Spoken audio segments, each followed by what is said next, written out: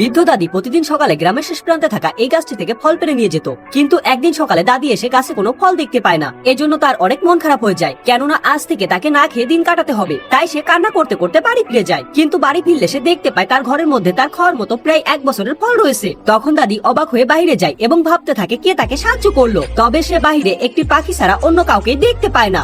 আসলে এই বৃদ্ধ দাদির কেউ ছিল না, এজন্য সে গ্রামের শেষের দিকে একটা ছোট্ট কুড়ে ঘর বানিয়ে থাকতো এবং প্রতিদিন সকালে গ্রামের শেষ প্রান্তে জঙ্গলের শুরুতে এই ফলের গাছটি থেকে খাওয়ার জন্য ফল সংগ্রহ করে সেগুলোকে ছোট্ট একটা ঝুড়িতে কুড়িয়ে বাড়িতে নিয়ে আসতো।